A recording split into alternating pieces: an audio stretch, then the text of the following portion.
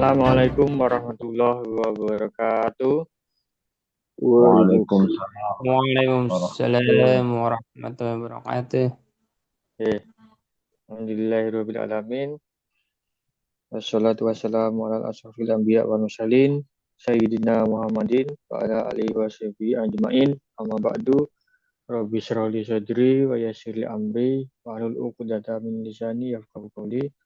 Alhamdulillah, puji syukur kita panjatkan kepada Allah Subhanahu wa taala karunia dan rahmatnya. Alhamdulillah hari ini kita diberi kesehatan, diberi kesempatan, ya.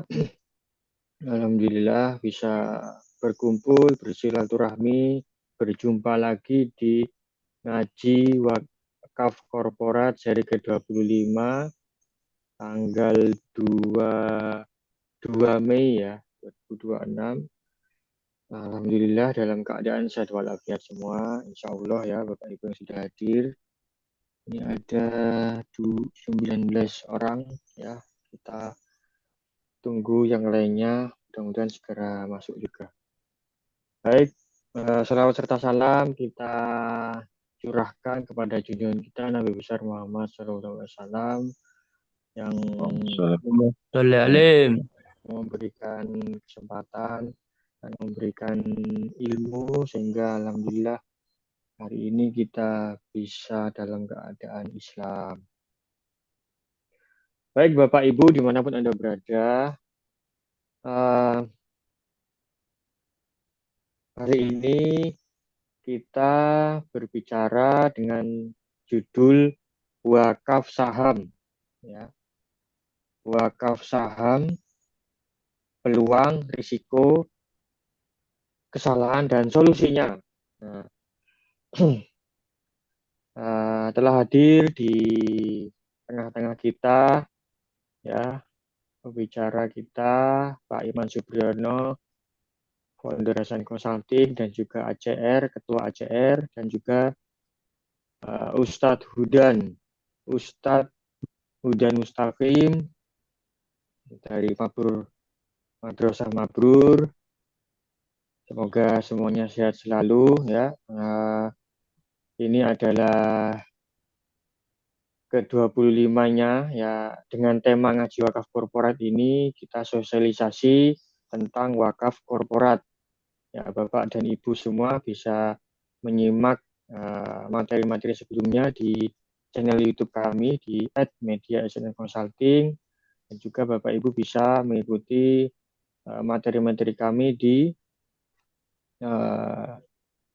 Instagram SN Consulting, kemudian kami juga ada grup WA, Telegram ya, grup korporatisasi. Nah, ini ada grup ngaji wakaf korporat, ini kaitannya dengan materi-materi yang berhubungan dengan wakaf korporat untuk menumbuhkan penguatan ekonomi umat melalui wakaf korporat. Kita di situ materi-materi tentang wakaf korporat, tentang kaitannya dengan semangat pengusaha-pengusaha muslim, kita membantu kawan-kawan kita, terutama yang pengusaha muslim ya, bagaimana untuk membangun investor dan investing dari lembaga-lembaga wakaf dan mempertemukannya dengan investi dari pengusaha muslim ya. Tujuannya apa? Untuk mensinergikan ya, sinergikan kita mendaya gunakan menggunakan kekuatan ekonomi ya, terutama di kalangan muslim supaya saling bersama-sama, saling bertumbuh. Ya, terima kasih atas kehadirannya.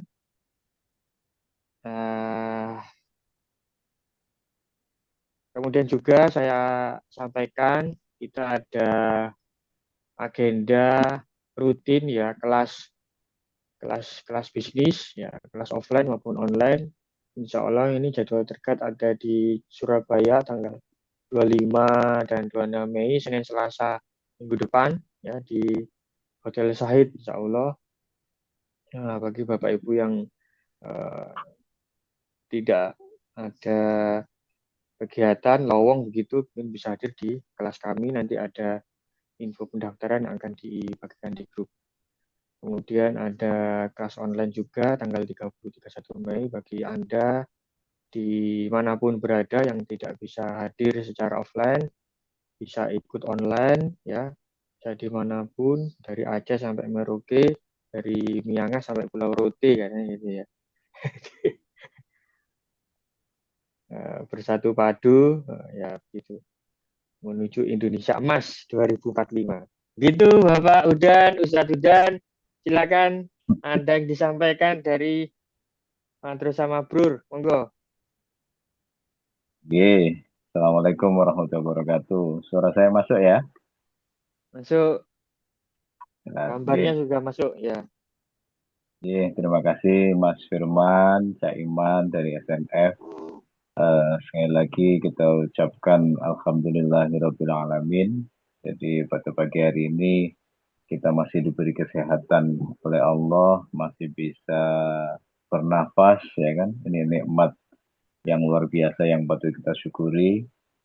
Jadi yang kedua kita ucapkan salawat dan salam kehadirat Nabi besar Muhammad Sallallahu Alaihi Wasallam yang Masyaallah. sudah memberikan petunjuk tauladan kepada kita semua bahwa wakaf ini adalah ilmu yang sangat luar biasa, ya kan? Sudah diteruskan oleh para sahabat, mulai Utsman bin Affan sampai dengan Habib Buka ya. Jadi kalau musim haji gini Habib Buka itu 200 tahun yang lalu masih memberikan uang saku kepada jamaah haji yang dari Aceh. Nah, jadi contohnya sudah ada, cuman bedanya kalau zaman dulu belum ada yang namanya perusahaan PT atau korporasi itu belum ada.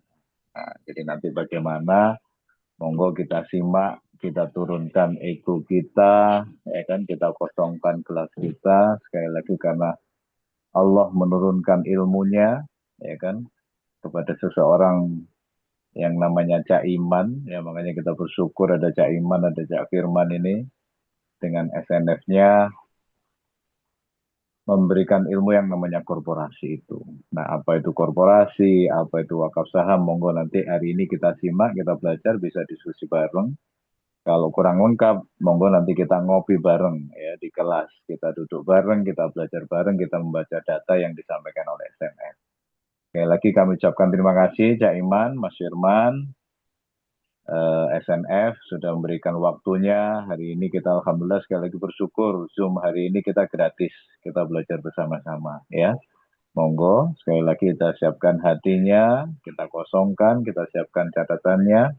Monggo kita buka dengan bacaan suratul Fatihah agar benar-benar Allah memberikan ilmu kepada kita semua, ilmu yang bermanfaat, yang diridhoi oleh Allah dan kita bisa mempraktekkannya. Jadi bukan hanya sekedar kita wacana. Dan kebetulan SNF juga sudah memberikan contoh dengan ACR-nya.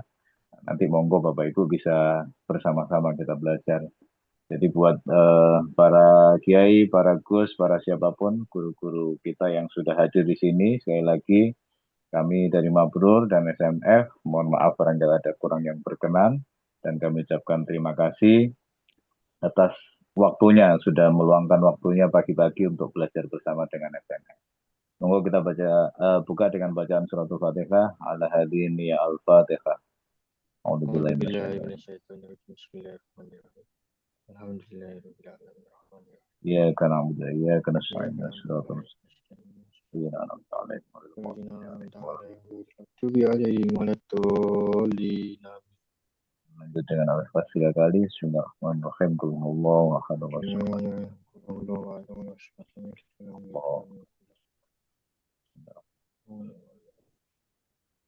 Alhamdulillah, terima kasih. Monggo kami sampaikan, kami berikan kepada waktunya kepada Cak Iman. Sekali lagi terima kasih Cak Iman. Monggo Cak Iman, dilanjut. Assalamualaikum warahmatullahi wabarakatuh.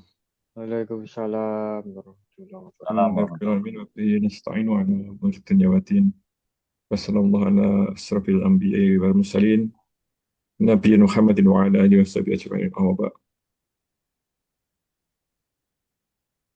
Pagi ini kita diskusi tentang wakaf saham, peluang, risiko, dan solusinya. Saya akan menampilkan slide-nya. Ini. Jadi di masyarakat yang dimaksud wakaf saham itu pada umumnya seperti ini. Nah, misalnya nih, tahun 2010 A dan B, ini A dan B itu entrepreneur, mendirikan PT Enake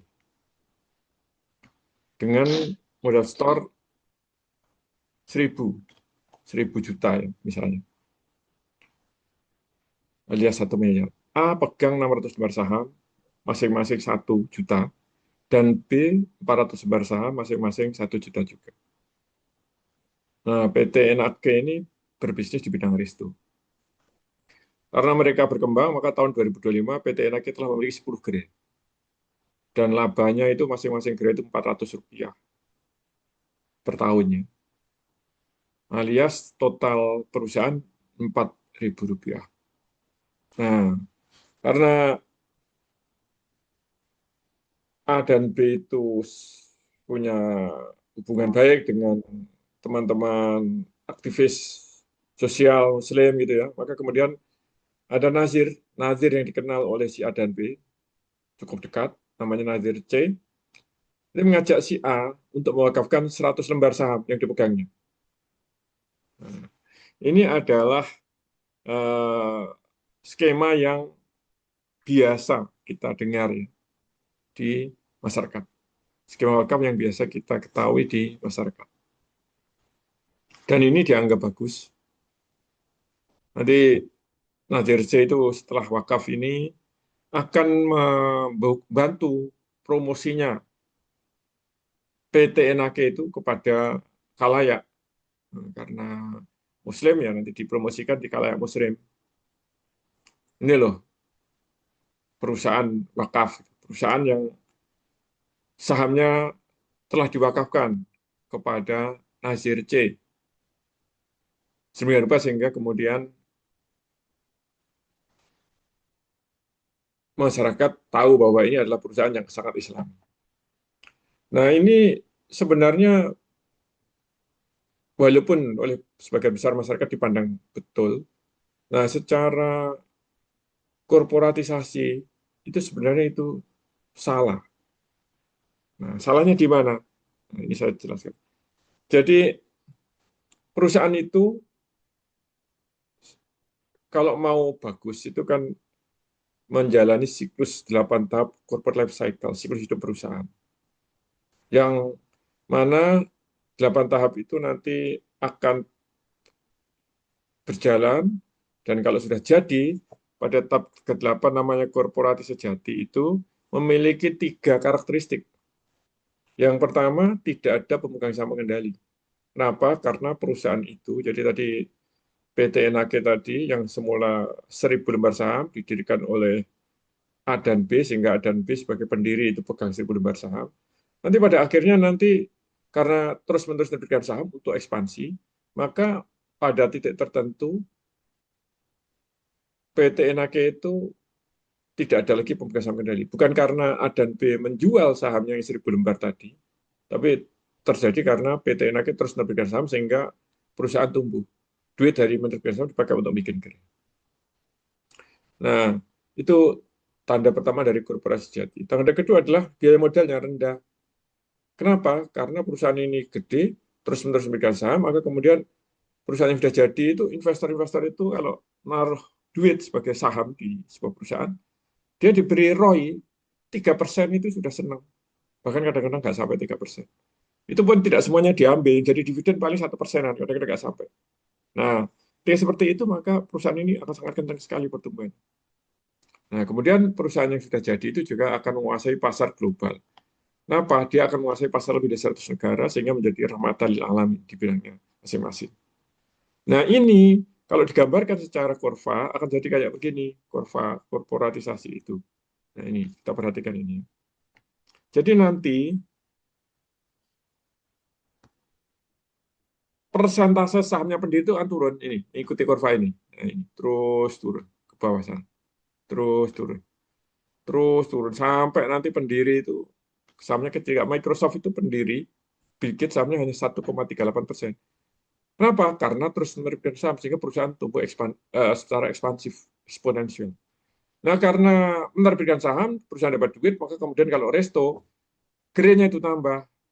Gearnya tambah itu nanti maka struktur manajemennya akan makin kuat karena piramidanya itu akan tumbuh. Jadi kalau semula tadi gearnya 10, A itu langsung jadi direktur membawai 10 kepala toko. Nanti kalau gearnya 1000, A tidak bisa membawai 1000 kepala toko karena A itu direktur. Maka nanti akan ada kepala wilayah, ada kepala klaster dan sebagainya yang nanti ujung-ujungnya itu adalah antara si A dengan pegawai paling bawah tukang cuci piring itu ada sekian layer di antara mereka.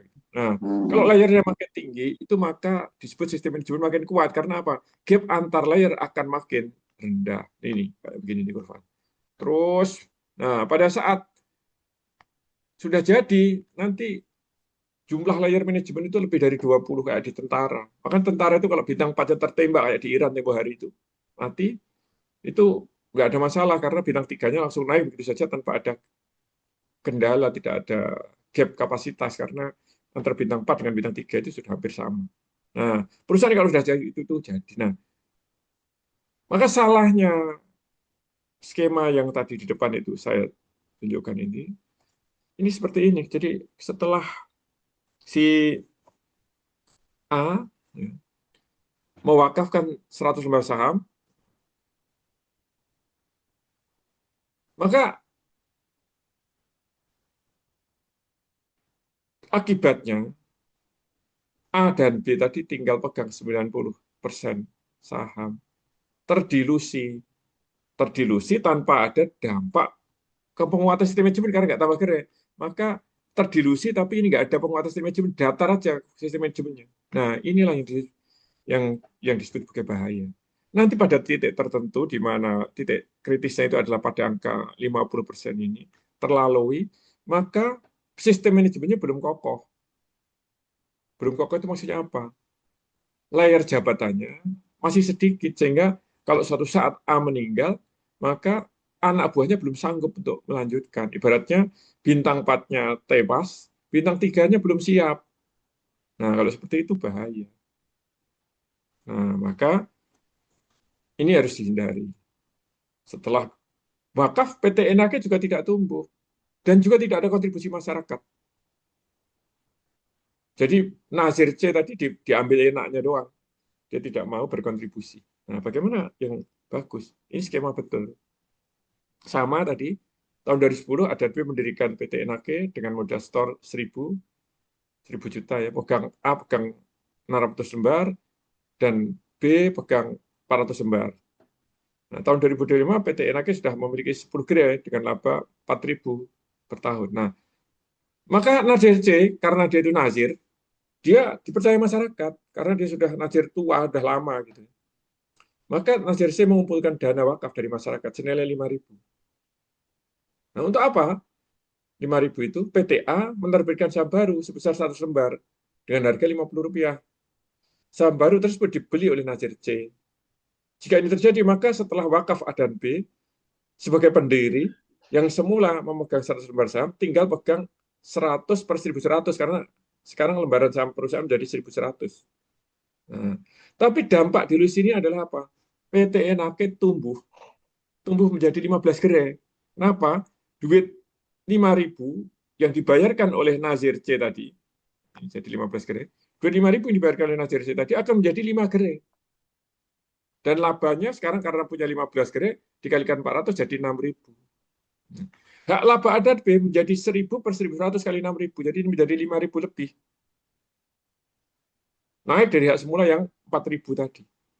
Semula 4.000 itu hanya adat B sendiri. Nazir C mengedukasi masyarakat untuk berwakaf saham dalam rangka menyelesaikan masalah sosial. Ya, Nazir itu biasanya punya mauquf ilahi. Misalnya dia untuk beasiswa anak-anak tidak mampu misalnya. Nah, tapi juga bukan sekedar itu, tapi juga mengembangkan ekonomi. Mengembangkan apa? PT NAG tadi menjadi perusahaan yang gede. Itu kalau dilanjutkan habis itu tahun depan Nazir Nazir D, F melakukan yang serupa, maka PT NAG tadi akan menjalani siklus hidup perusahaan yang disebut sebagai corporate life cycle ini. Nah, akan menjalani kurva korporatisasi, nanti akan tumbuh secara eksponensial kayak tadi di nih. Tumbuh gini ini terjadi karena ada peran nazir. Nah, inilah yang betul. Nah, kalau dilakukan seperti ini, maka semua pihak itu akan mendapatkan manfaat. Perusahaannya tumbuh, berarti rekrut karyawan baru. Perusahaan tumbuh, berarti ada kekuatan ekonomi umat di bidang bisnis, dan sebagainya. Nah, setelah satu kesalahan yang ini tadi, ini sebenarnya kan disebutnya wakaf, tapi secara legal, mau nggak mau, itu adalah si A menghibahkan sahamnya kepada Nasir C. Nanti pemegang sahamnya menjadi A, B, dan Nasir C. Nah, ini ngomongnya wakaf, tapi skema legalnya pasti hibah, nggak ada lain. Karena tidak ada, kalau tanah, ada namanya tanah wakaf, di mana sertifikatnya ditulis sebagai tanah wakaf. Tapi kalau saham nggak ada, saham ditulis sebagai saham wakaf itu nggak ada, harus ada pemegang sahamnya. Nah, seperti ini nanti akan terjadi pemindahan pemegang saham dari si A kepada si Nasir C. Jadi sebenarnya adalah hibah secara legal. Nah, kalau ini tadi tidak hibah. Kalau ini adalah PT Enake menerbitkan saham baru. Jadi statusnya adalah Nasir C membeli saham baru. Membeli, bukan hibah. Nah, transisi dapat duit dari mana? Ngumpulkan duit dari masyarakat. Nah, maka masyarakatnya akan didorong untuk berwakaf. Dan wakafnya akan mengembangkan ekonomi sekaligus menyelesaikan masalah sosial. Gitu, Mas Firman. Monggo, dilanjut diskusi. Baik. Silakan Bapak Ibu yang telah hadir. Apa sudah bisa menangkap poin yang disampaikan? Kalau belum, silakan bertanya atau menyampaikan pendapatnya atau ada statementnya atau gimana, monggo. Dari skema yang salah menuju skema yang benar. Izin Mas Firman. Assalamualaikum. Waalaikumsalam, monggo. Terima kasih. Matur suwun Kak Iman, Mas Firman sudah diundang. Ya, Pak. Apa kabarnya? Saya Ahmad. Saya Ahmad. Juniornya Kak Iman. Anak gambar saman kok nggak kelihatan videonya. Oh iya, sedang jogging ini. Sambil jalan. Nah, ini kelihatan kalau sudah jadi tua apa belum gitu kan. Tuh. Nih. Kok jadi kok yang di Tuh, malah hilang. akhirnya anu Pak Ipan. Udah, monggo baca. Nah. Jadi perbedaan utama antara skema yang salah tadi dengan yang benar itu kan saya melihatnya yang pertama itu ada di penambahan saham ya. Penambahan saham dari dana orang luar kan sangat milik saham. Kan begitu ya? Nah, itu yang pertama. Yang kedua saya ingin bertanya ini soal korelasi antara tadi ketika penambahan saham itu berimbas pada semakin menguatnya manajemen. Ya. Kan ini saya kok memandang dua hal yang berbeda ya. Artinya yang satu itu ngomong soal modal, penambahan modal, yang itu sebenarnya bisa tidak dari wakaf, kan begitu. Misalnya ya yang punya saham nambah saham lagi kan bisa itu. Yang kedua yang kedua kaitannya dengan tadi penguatan di manajemen. Artinya penguatan manajemen itu kan kalau dihubungkan dengan modal kan juga tidak harus dari wakaf kan begitu. Betul enggak? Nah, terus Ya, tidak harus dari wakaf. Oh, betul ya, betul gitu ya. Jadi Oke. misalnya C itu bukan nazir, C itu ya orang aja. Oke. Membayar 5.000 ya akan terjadi penguatan manajemen. Tapi kalau gitu jadinya nggak wakaf. Siap, siap. Oke, matur suwun. Itu saya pengen mengkonfirmasi itu.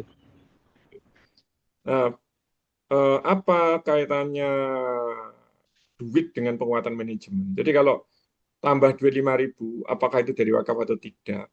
Maka si A yang semula jadi direktur dengan membawai 10 resto, 10 katakanlah 10 resto itu 10 kepala cabang, kepala gerai, plus di dalamnya ada satu resto misalnya 10 orang, maka semula si A itu adalah manajer yang membawai 10 kepala cabang dan masing-masing satu gerai tersebut berarti 11 dalam satu gerai, 11 kali 10, 110 orang. Nah, begitu terjadi penerbitan saham baru tadi atau penambahan duit 5.000 tadi, maka gerainya jadi 15. Kalau 15 itu kali 11, maka akan jadi 155, 165 orang. Nah, kemampuan seorang leader itu diukur dari berapa orang yang dipimpin gitu. Di Leadership bawahnya. itu ukurannya adalah berapa orang yang dipimpin. Begitu masuk duit 5.000, maka yang semula si A itu mampu memimpin 110 orang, 11 kali 10, menjadi 11 kali 15, menjadi 165 orang.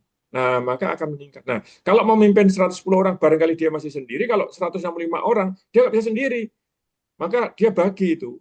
15 gerai itu ada 7 gerai itu menjadi wilayah 1, 8 gerai jadi wilayah 2. Nah, wilayah 1 dipimpin oleh kepala wilayah. Siapa kepala wilayah? Salah satu dari 7 gerai itu menjadi kepala wilayah di atasnya. Salah satu dari 8 gerai menjadi kepala wilayah di wilayah 2. Maka akan memunculkan kepala wilayah satu sisi, kemudian sisi yang lain adalah A sendiri akan meningkat kapasitas manajerial. Dari mana duit? Dari mana asalnya? Dari pertumbuhan gerai. Nah, maka kalau Nazir C tadi, dia menyadari bahwa dirinya itu mampu mengumpulkan duit di masyarakat, kumpulkan duit masyarakat untuk membantu PTA tumbuh kemampuan manajemennya. Nah, tapi kalau dia nggak sadar, nggak mau begitu, si A saja suruh mewakafkan 100 lembar sahamnya. Kalau itu pertumbuhan manajemen tadi tidak terjadi. Nah, kalau yang skema yang betul, terjadilah yang dalam bahasa Quran disebut sebagai kulu ya'malu ala syakilati. Semua berperan sesuai dengan kapasitasnya masing-masing. Nazir kapasitasnya apa? Mengumpulkan dana masyarakat. A kapasitasnya apa? Meningkatkan kapasitas manajerial. Nah, itulah yang disebut sebagai kulu ya'malu ala syakilati. Begitu, Cak Amak. Siap, siap, Cak Iman. Matur suwun penjelasannya. Ya, terima kasih Pak Ahmad. Baik, ini ada di chatbox, ya itu pertanyaan dari Pak Didu. Untuk skema legalnya gimana Pak untuk hibah sahamnya tadi? Hibah saham antara Nazir dan pemilik modal. Kalau yang skema salah, maka yang terjadi adalah hibah saham. Datangkan notaris, tapi mungkin tidak semua notaris paham itu. Jadi nanti si A menghibahkan sahamnya kepada si C. Jadi teknisnya PT Enake melakukan RUPS. Dalam RUPS itu di agendanya adalah menyetujui hibah saham si A kepada Nazir C. Sebelum RUPS, pemegang sahamnya adalah A dan B, A 600 lembar, B 400 lembar. Setelah RUPS, hibah saham, maka kemudian pemegang sahamnya PT Enake menjadi si C 100 lembar, A 500 lembar, B 400 lembar. Nah, begitu. Jadi C sekarang menjadi ikut RUPS tanpa ada upaya apapun, ya dikasih aja gitu. Nah, itu kalau skema salah. Kalau skema betul bagaimana? Sama, jadi PT Enake melakukan RUPS. Dalam RUPS disetujui bahwa PT Enake akan melakukan private placement, yaitu menerbitkan saham baru sebesar 100 lembar. Siapa pembelinya? Pembelinya adalah si Nazir C. Harganya berapa? 5.000 diputuskan di RUPS. Nah, maka begitu terjadi RUPS, maka setelah RPS itu pemegang saham PT Enakim menjadi 3. A tetap 600 lembar, B tetap 400 lembar, C 100 lembar. Dan C untuk bisa menjadi pemegang saham itu dia harus bekerja keras, meyakinkan masyarakat untuk mengumpulkan duit 5.000. Dampaknya PT Enakim sekarang menjadi 15 gerai karena duit 5.000 tadi dipakai untuk bikin 5 gerai. Nah, akibatnya pertumbuhan manajemen terjadi. Begitu. Itu Pak Didu. Baik. Ya, ada lagi yang bertanya dari Mr. R. Izin bertanya, Nazir C mengedukasi ke masyarakat biasanya ada barrier pemahaman ketika mengajak untuk berwakaf. Apa efektif campaign yang bisa disampaikan ke masyarakat? Ya Silakan, memang Pak itu Iman. butuh edukasi. Jadi kalau yang harus diedukasi pertama kali adalah si Nazir C itu. Dia harus paham apa itu penerbitan saham baru, apa dampaknya terhadap par value, book value, market value, dan apa bedanya operating dengan investing company. C sendiri sebagai pelaku langsung itu harus paham, harus clear apa itu corporate life cycle. Nah, setelah dia paham, dia ngerti konsepnya, maka kemudian dia bisa mengedukasi masyarakat. Nah, masyarakat diedukasi untuk mendukung program penguatan ekonomi umat itu dan penyelesaian masalah-masalah sosial. Apakah mungkin itu terjadi? Nah, tadi yang sampaikan Mas Firman di logonya flyer NWK ke-25 ini, seri ke-25 ini, ada nama ACR. ACR melakukan yang seperti itu. Dia punya duit dari masyarakat. Masyarakatnya kalau ACR itu hanya dari anggota. Jadi masyarakat kalau mau berkontribusi harus jadi anggota dulu ke ACR. Dan kemudian duitnya ACR diinvestasikan ke perusahaan-perusahaan melalui skema yang tadi wakaf yang betul. Sehingga itu berdampak terhadap pertumbuhan bisnis dari perusahaan-perusahaan yang kemudian disuntik dana oleh ACR. Nah, begitu. Ya, maka itulah gunanya edukasi kami SN Consulting bersama ACR dan juga bersama Brur. Ya, gunanya itu tadi, dari yang tidak tahu menjadi tahu, dari yang sudah tahu menjadi paham dan eksekusi. Tadi kan bertanya bagaimana masyarakat supaya nggak ada barrier. Ya, kami ada event-event seperti ini, bisa di-share ke kawan-kawannya yang lain untuk bisa gabung di grup dan juga join Zoom-nya, join kelasnya, nah, baru dieksekusi. Ya, kalau tidak tahu ya maka pesannya tidak ada sampaikan. Maka gunanya kami tiap rutin insya Allah ini tiap bulan ya. Ini beberapa kali ini sudah setiap minggu ya kita adakan Zoom ini untuk silaturahmi, untuk edukasi. Begitu. Ini ada Pak Yunardi, katanya, bagaimana penjelasannya harga saham awal A dan B Rp1 dan C beli Rp50. Nah, ini kan belum mengerti Pak Iman. Makanya diedukasi. Monggo Pak Iman dijawab. Jadi harga satu lembar saham satu itu kan tahun 2010 saat perusahaan itu baru berdiri. Waktu itu ada namanya book value satu lembar ada satu juga. Tapi itu tahun 2025 itu book value-nya sudah naik karena akan ada laba ditahan di situ. Ada intangible asset di situ, mereknya sudah dikenal, pandangan masyarakat terhadap Presto itu sudah bagus, customer-nya sudah banyak, dipercaya oleh para pemasok, dan banyak lagi hal-hal positif. Nah, itu semua adalah intangible asset. Intangible asset itu ada nilainya. Kalau seandainya misalnya tahun 2025 itu dijual dengan satu lembar satu juga, itu akan merugikan si perusahaan itu. Book value-nya akan turun. Book value itu apa? Itu nilai akuntansi.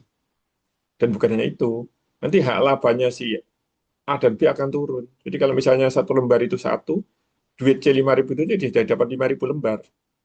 Nah, maka A pegang 500, 600, B 100, C 5.000. Nah, kalau seperti itu jadi ngaco. Kenapa? C itu nggak ngerti bisnis, dia itu Ustadz Nazir. Nah, yang ngerti bisnis siapa? A dan B. Nah, kalau C dapat 5.000 lembar, A dan B hanya 1.000, maka nanti keputusan akan ditentukan oleh C, padahal C nggak ngerti bisnis. Nah, makanya harus dikoreksi dengan harga yang lebih tinggi. Nah, itu adalah hasil begini. Jadi harusnya kalau secara teknis nanti PT NAK itu melakukan proses yang namanya valuasi. Datang ke konsultan, ke SNF ini bisa bantu valuasi. Oh, harganya sekian, misalnya di hasil valuasi katakanlah 70. Nah, kemudian ditawarkan kepada si C, ini loh, harganya satu lembar 70 menurut valuasi oleh konsultan ini. Nah, kemudian mereka nego. 70 itu kan penawaran. Nego-nego itu, katakanlah kemudian setelah nego itu sepakat, oke, kita sepakat ya satu lembar 50. Nah, gitu jadi prosesnya. 50 itu disebut sebagai market value, 70 tadi disebut sebagai valuasi. Nah, masyarakat kadang-kadang, atau pada banyak kasus, masyarakat tidak paham perbedaan antara market value dengan valuasi. Jadi 50 itu market value, 70 tadi hasil konsultan tadi namanya valuasi. Begitu.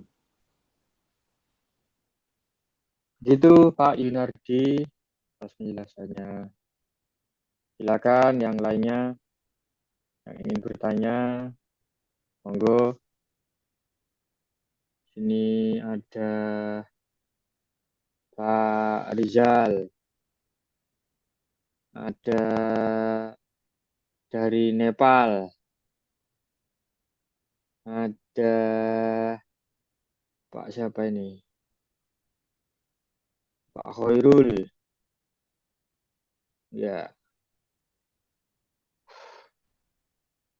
Kemudian Pak Budi Isrofi dari Batam ini ya.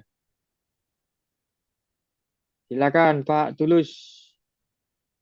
Tulus, Ini, Pak Tulus.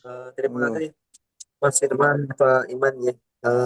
Ini mau ya nanti bertanya sekaligus menyampaikan apa yang terjadi lah atau yang kita rasakan gitu. Jadi anu Siap. Cak Iman, kalau yang kami rasakan untuk nyari eh, bisnis ya yang kemudian siap untuk dimasukin dana itu kok kayaknya belum begitu banyak yang siap gitu. Kalau di luar bursa gitu seperti itu. Jadi prakteknya juga banyak bisnis itu ketika kecil itu menguntungkan, tapi ketika dimasukin dana besar malah rugi gitu. Bahkan malah jadi hilang semua gitu. Jadi dulu contohnya kalau misalnya mudahnya usaha bikin warung soto ada satu atau dua gitu bisa rame bisa bagus, tapi ketika dikembangkan jadi 10 kok malah habis semua. Seperti itu. Jadi ini bagusnya gimana ketika kita mencari perusahaan yang di luar bursa atau uh, yang istilahnya yang belum IPO gitu. Karena faktanya di lapangan begitu, Cak. Jadi nggak mudah untuk nyari perusahaan yang kemudian dikelola secara bagus seperti itu.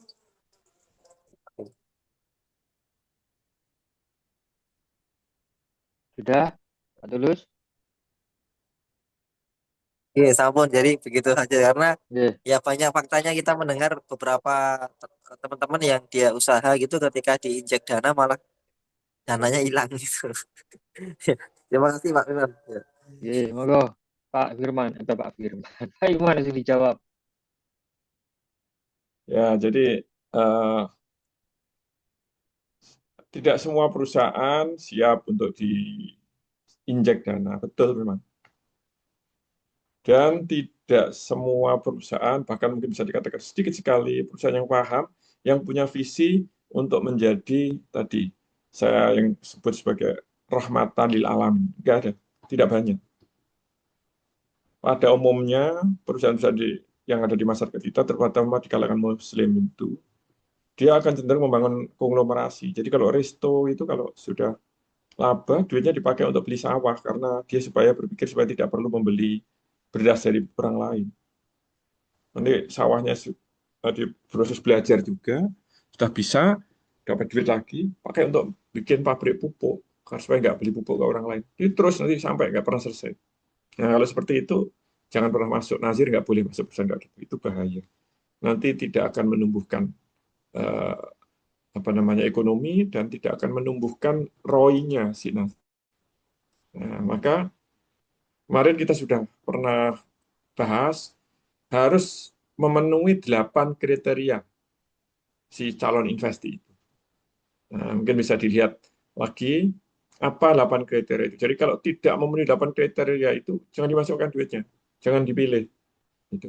Karena nazir itu harus memilih investi yang bagus. Nazir itu pada dasarnya adalah aset manajemen. Perusahaan aset manajemen ini kalau di Indonesia kayak Saratoga. Aset manajemen itu seleksi terhadap calon investasi itu ketat sekali. Saratoga itu tiap tahun menerima proposal fix itu sekitar 100 lebih 120. Paling yang dibiayai 1, 2, 3 gitu. Kadang malah nggak ada yang dibiayai sama sekali. Nah itu yang harus kita jaga. Harus memenuhi perusahaan yang akan menjadi investi, akan menjadi tempat nazir menaruh duitnya, harus memenuhi 8 kriteria investi berkualitas. Gitu, Mas Tulus. Pak Eman. Tapi nggak mudah Pak G, kalau di mana di sekitar kita masih sulit nyarinya seperti itu. Nggak mudah itu begini, sama sebenarnya begini. Bank itu kalau nyari calon nasabah, ya sama nggak mudah karena tidak semua orang itu bankable kalau dalam kata bank. Nah, tapi kalau bank yang sudah pengalaman, dia akan tahu, dia akan punya network yang cukup kepada para pelaku bisnis yang bankable. Sama nanti, Nazir. Yang sulit nanti adalah yang pertama, yang kedua. Nanti kalau sudah kayak MIT itu punya ribuan investi, nanti ngantri. Ya kayak Saratoga dulu susahnya ya awal-awal aja. Kalau sekarang ini tiap tahun ada 100 lebih proposal bagus gitu. Kenapa? Karena Saratoga sudah dikenal. Nah, kalau Nazir nanti dikenal, punya aset kelolaan yang sudah ribuan puluhan triliun kayak Saratoga, nanti akan dicari oleh masyarakat gitu, oleh para pelaku bisnis. Sama kayak bank. Kalau BPRS masih kecil, hasilnya cuma 100 miliar, nyari nasabah itu sulitnya bukan main. Tapi kalau sudah kayak BSI itu, Bank Syariah itu berbondong-bondong masyarakat datang ke sana karena sudah dikenal. Nah, itu proses. Sama di bidang apapun, sulit itu di awal. Nanti kalau sudah dikenal ya gampang. Kayak ACR. Sekarang ini merangkak, baru punya 4 investi saham dan 4 investi non saham. 8. Ya 8 ini posisinya sudah lebih gampang daripada dulu yang pertama kali. Nah, bagaimana nanti kalau sudah 100? Lebih gampang lagi. Nanti sudah dikenal. Orang sudah melihat, oh kalau para pelaku bisnis itu mau butuh suntikan duit, datang ke ACR. ACR ada duit wakaf. Nah gitu. Itu proses saja. Begitu, Mas Tulus. Ya, nanya ya. Hmm. Halo, Pak Gun. Assalamualaikum. Assalamualaikum warahmatullahi Oke, monggo. Kalau untuk mendirikan investment company itu apa cukup lembaga wakaf atau lembaga wakafnya itu dirikan PT tersendiri ya? Ya, itu teknis saja. Ada kalau di benchmarknya ya, ada yang langsung. Misalnya kalau gereja yang paling gede itu gereja Mormon di Amerika namanya Scientific Advisor itu PT, yang didirikan oleh gereja Mormon yang nama lengkapnya ada The Church of Jesus Christ of the Latter-day Saint itu, LDS Church. Itu dia mendirikan PT namanya Scientific Advisor, baru PT-nya itu berinvestasi. Tapi kalau Church Pension Fund, itu enggak. Dia naruh duitnya itu di kayak Saratoga sekian, di BlackRock sekian, di State sekian, kemudian Saratoganya yang bekerja. Dia bekerja sama dengan kayak Saratoga begitu. Nah, boleh pakai dua-duanya, tergantung yang bersangkutan aja. Kalau MIT dia bikin namanya MIT Investment Management Company. Kalau NTU Singapura bikin namanya NTU Office of Investment. Nah, bisa juga tidak langsung dititipkan ke Saratoga juga boleh. Tapi kalau yang dilakukan kayak scientific advisor-nya gereja itu, salah satu yang harus dilakukan, dia harus mencari direkturnya PT itu dengan kapasitas yang kayak Sandi, yang punya kemampuan untuk mengelola duit, karena scientific advisor kan 2.100 triliun, jadi kemampuannya adalah berapa kalinya Sandi itu? 40 kalinya Sandi. Nah, tentu saja gajinya 40 kalinya Sandi juga, kurang lebih. Ketika Sandi menjabat sebagai direkturnya Saratoga. Nah, dua-duanya bisa dilakukan. Nah, gitu ya, Pak Khairul. Ya, tadi saya nambahkan dikit yang dari Pak Tulus ya, dan Pak Iman. Jadi, karena di awal itu memang sulit, kata Pak Iman. Jadi memang makanya kita ini mengedukasi ya ke kawan-kawan, ke masyarakat, pengusaha-pengusaha ini gunanya untuk tadi mempertemukan antara investor dan investi.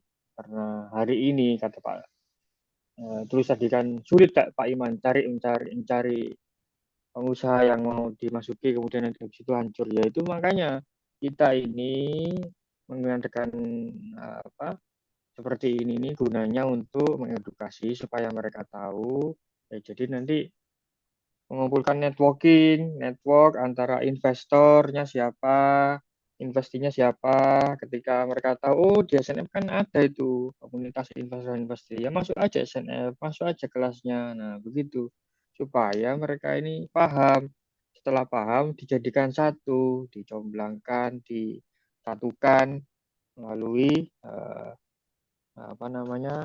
dari jalur-jalur SNF. Nah, kalau Anda hari ini sebagai investor yang bingung mau naruh dulu di mana ya sudah di komunitasnya SNF nanti SNF akan memberikan mana sih investi yang sudah diseleksi, sudah dibantu, sudah di sparring partner dengan SNF ya tinggal gampang aja kan gitu. Nah di pihak pengusaha juga begitu, Pak, aku butuh investor. Bagaimana nih? Nah, ya udah masuk digabung aja di komunitas SNF. Nah, ini tinggal dicarikan skema yang cocok, investor masuk, ayo sini ini ada yang bagus ini, ayo masuk ke sini. Nah, begitu kira-kira. Itu Pak Tulus. Nah, ini kita beralih ke pertanyaan selanjutnya dari Pak Mr. R tadi ya. Izin bertanya, Ada itu jika Marbot 99. oh ya, Marbot 99. Jika perusahaan bangkrut, apa underline safety-nya untuk Nazir C atau pewakafnya? Kalau itu bangkrut gimana, Pak? Nah, ini tadi berhubungan yang investi 8 kualitas tadi ya. Ciri-ciri 8 investi yang berkualitas. Monggo, Pak Iman. Jadi namanya bisnis itu pasti ada risiko. Nah, biasanya mindsetnya para nazir sekarang ini, duitnya ditaruh di deposito syariah, namanya CWLD, atau ditaruh di suku CWLS. Mereka menganggap kalau suku dan obligasi itu tidak ada risiko karena dijamin oleh negara. Nah, kita harus tahu, misalnya nih, kalau nazir itu punya duit 100 juta pada tahun 2010, diberikan emas. Tahun 2010 itu harga emas itu satu gram itu kira-kira 500.000. Jadi kalau punya duit 100 juta, dibelikan emas, itu dapat 200 gram. Nah itu kalau 2010. Nah duit itu nggak diberikan emas, ditaruh di obligasi suku. Dapatlah tiap tahun itu 5%, 5%, sampai dengan sekarang ini 2025. Nah, duitnya tetap secara nilai 100 juta. Tapi 100 juta hari ini kalau dibelikan emas, itu 1 gram emas itu 3 juta. Jadi tinggal dapat 30 gram. Dulu 200 gram, sekarang 30 gram. Pertanyaannya, apakah itu artinya harga emasnya naik? Bukan, itu bukan harga emasnya naik. Itu nilai rupiahnya yang turun. Namanya inflasi. Jadi kalau karena pengen ada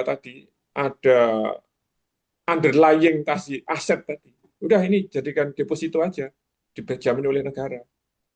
Maka tidak terasa bahwa 200 gram itu sekarang tinggal 30 gram. Memang tiap tahun dapat.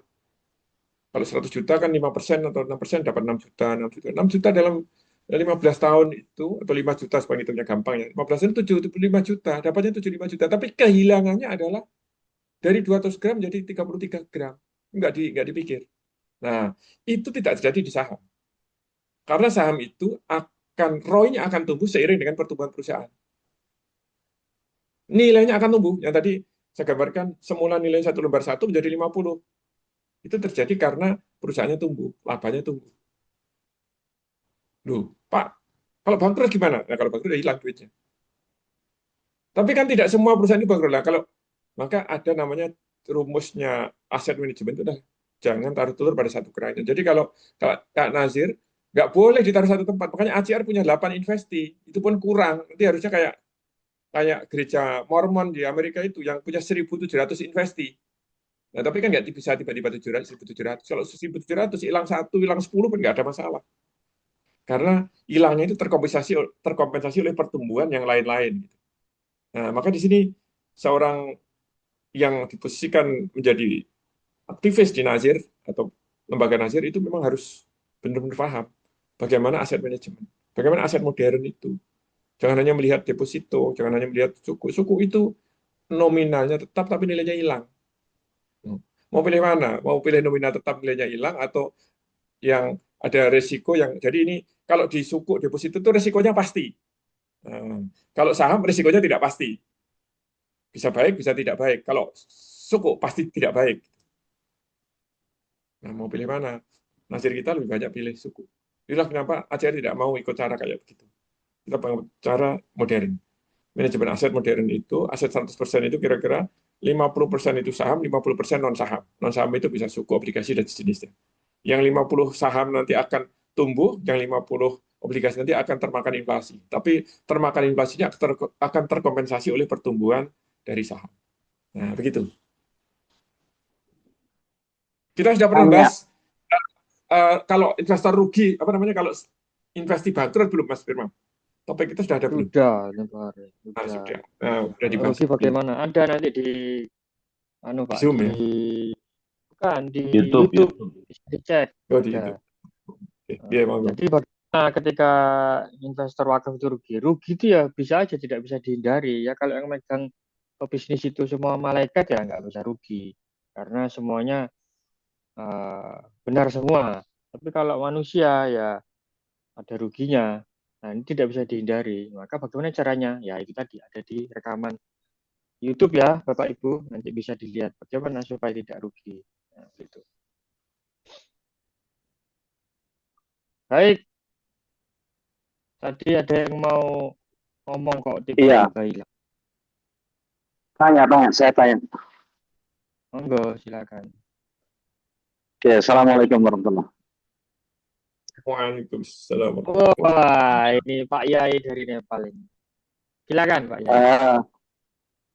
Jadi tadi itu masalah itu yang memberikan sejumlah sahamnya kepada C itu nggak lebih daripada praktek-praktek di pasar sekunder, di mana memang si perusahaan tidak menerbitkan right issue. Jadi memang tidak terjadi pertambahan pada kekayaan pada perusahaan tadi, tapi hanya beredar, jadi hanya memindahkan saja ke orang lain. Itu jadi istilahnya di pasar sekunder, tapi dengan harga nol karena dikasihkan cuma-cuma. Nah, terus kedua, jika ide tadi tentang menyuruh si Nazir untuk mengumpulkan dana agar diinvestkan ke perusahaan NAC, itu berarti satu, si Nazir itu paham betul tentang dunia investment. Kedua, dia harus mengajak berbondong-bondong para wakif untuk mendidik mereka agar paham tentang dunia investment. Karena ini juga kan masalahnya nggak semua orang tahu tentang apa itu investment di dunia kayak gitu ya. Jadi ini masalah memang tingkat kecerdasan dan pengetahuan. Nah, berikutnya adalah gini, tentang masalah ini yang masih teka-teki bagi saya. Jadi wakif sebenarnya dia itu sedang menghidupkan atau memberikan dananya itu asal sesuai permintaannya ataukah serahkan ke nazir, terserah lu mau bikin apa gitu. Ini masih misteri karena gini, misalkan nih, eh, Mas Firman sudah punya banyak beras di rumah, terus sudah punya banyak rumah. Terus ini saya kasih uang, ini saya kasih uang, tapi harus beli rumah. Ini kan namanya kan pemaksaan loh. Tapi kami sudah kebanyakan rumah, tapi kami sudah kebanyakan beras. Ya nggak peduli, pokoknya ini kamu saya kasih untuk beli beras. Ini kan berarti artinya apa ya? Menghadiahi seseorang dengan ekspresi yang punya hadiah gitu, ya, yang memberi hadiah. Ini termasuk akhirnya si Nazir belum oleh syarat-syarat atau penjara. Akhirnya dia nggak bisa melakukan akrobatik, nggak bisa manuver gitu kan. Nah, sekarang berikutnya adalah bagaimana jika eh, memang SNF apa namanya memang sebaiknya bergentayangan di dunia pernaziran. Jadi bukan orang-orang biasa lagi, memang khusus misalkan di Muhammadiyah untuk mendidik satu berapa 100 nazir di, diindoktrinasi seperti apa dan seperti itu. Jadi eh, memang khususnya pasar untuk mendidik para nazir, calon nazir gitu. Oke, wassalam. Terima kasih Pak Yai. Romeval. Monggo Cak Iman. Ya, itu memang kita butuh edukasi. Tapi begini, Nazir mengedukasi masyarakat untuk berwakaf itu sudah biasa. Cuma selama ini wakaf uang itu dibelikan obligasi, suku, dan deposito, gitu aja. Jadi ini sebenarnya tinggal sifatnya itu memperbaiki portofolio. Jadi semula full deposito, full suku, nah menjadi sebagian saham. Kalau MIT itu 70% saham, 30% deposito.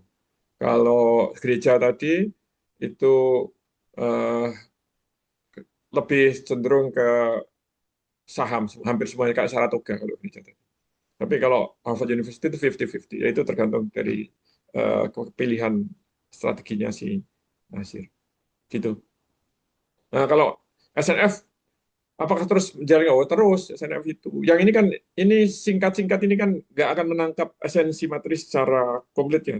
Kalau mau Nasir mau serius, ya harus masuk ke proses belajar yang lebih serius. Hari ini di Solo ini saya lagi handle kelas yang diselenggarakan oleh TDA. Itu pesertanya ada 50-an. Separuhnya itu adalah para pelaku bisnis, separuhnya adalah kurang lebih adalah para najir dari berbagai lembaga sosial, lembaga keagamaan. Gitu. Begitu. Pak Sanga. Renai Sanga ya. Itu tadi apa? Itu perkataan saya sangat banyak, tapi saya cuma dikasih sedikit sekali kata-kata. Ini sangat zolim ini, sangat zolim sekali itu.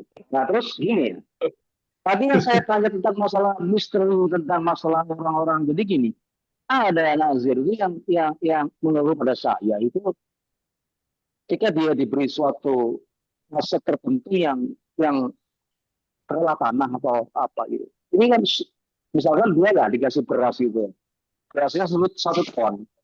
Beras ini nggak akan mungkin bisa dimasak, nggak perlu kompor, perlu bumbu, perlu pekerja macam-macam. Nah, saya ngasih saran, gimana kalau beras 1 ton itu 100 kilogramnya dijual untuk beli kompor, beli ini supaya berasnya bisa dimasak. Kalau beras semua, kita nggak bisa apa-apa. Kayak gitu. Itu artinya kan ini semacam wakif itu memaksakan diri untuk pokoknya saya sumbang ini, apapun yang terjadi. Nah, berarti kan untuk mengelola itu sendiri memerlukan ini, merupakan itu perangkat lain untuk setiap bisa sampai menjadi nasi padang gitu. Jadi begini, Cak Bowi. Jadi begini, contohnya kayak ACR. Kalau ACR ini kan saya kebetulan ketuanya. Ada sampean misalnya datang, Cak Iman, aku itu mau wakaf pada ACR. Nah, yang pertama nanti saya akan minta sampean jadi anggota ACR dulu. Karena ACR hanya menerima duit dari anggota.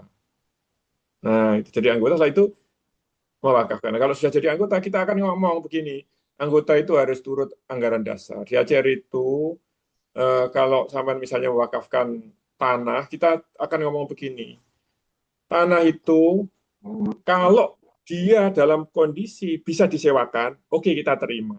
Kalau tanahnya tidak bisa dipasarkan sebagai disewakan, maka kita akan ngomong, aman jual dulu atau kami jualkan ya, nanti duitnya aja kita pakai untuk portofolio kita. Ini sekaligus menjawab dari pertanyaan dari Cak Tri Edi ini. ACR ada 8 member, bukan 8 member, ACR itu ada sekitar 30-an member dan 8 investi. Investinya yang 4 itu saham, yang 4 non saham. Nah, maka kalau ada calon investi, diarahkan kemana? Ya sesuai kondisi yang bersangkutan. Tapi ACR akan menjaga keseimbangan antara investi saham dengan non saham. Karena kita mengikuti caranya Harvard Management Company, itu adalah PT yang didirikan oleh Harvard untuk mengelola dana abadi diam, alias dana wakaf kalau dalam bahasa kita. Nah, jadi kita lihat tepat di mana. Kalau dalam sebuah perusahaan itu sumber duit itu ada dua, ada ekuitas, ada utang. Nah, kita lihat juga rasio utang dia. Kalau rasio utang sudah terlalu tinggi, kita sarankan untuk saham. Tapi kalau rasio utangnya masih belum, oke, melalui utang piutang juga oke. Mas Firman, ini waktunya sudah habis. Saya harus olahraga ini, nggak boleh nggak olahraga. Ya, baik. Pak Yai Nepal nanti kalau kurang puas bertanya, ya nanti dipuaskan oleh Cak Iman ketika hadir di Surabaya. Sampai Untuk kelas lagi, tanya aja. Cak Bomi, riset supaya mengguncang kelas Ya, dengan pertanyaan-pertanyaan yang menohok. ya Risid 2526. Iya, terima Ya, kasih. Yang penting saya tidak ya. akan membiarkan kezaliman ini terjadi lagi.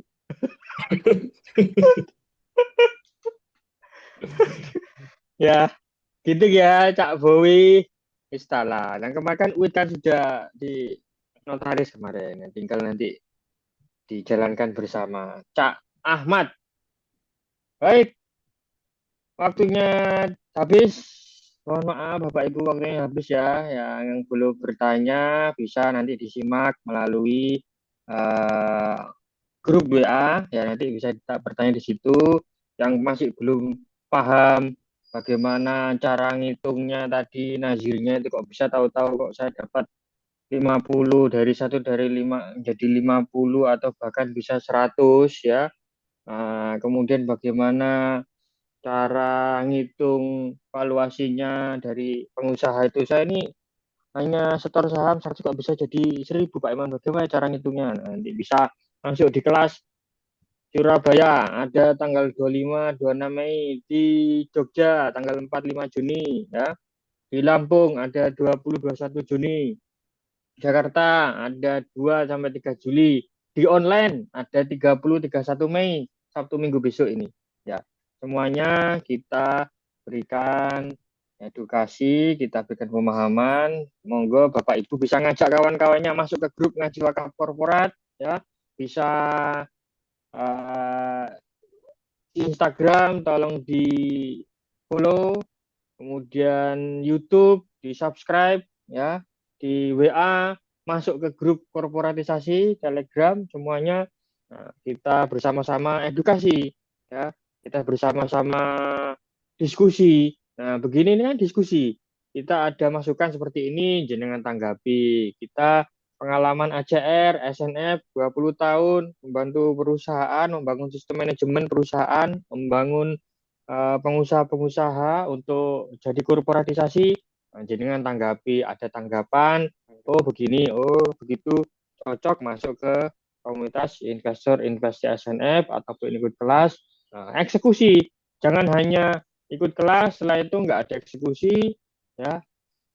Ini kita ngomong ini bukan carane sampai teori tok Mas, bukan begitu. Ini sudah dilakukan, sudah kita lakukan terhadap klien, sudah dilakukan oleh ACR, tinggal jenengan mau apa tidak gitu.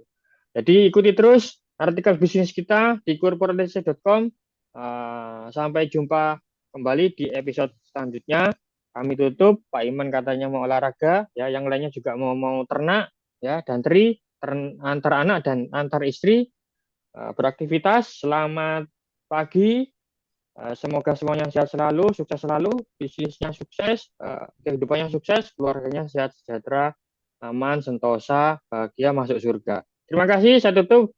Wabillahi taufiq wal hidayah. Assalamualaikum warahmatullahi wabarakatuh. Salam. Yuk. Mari. Oke, terima kasih Mas.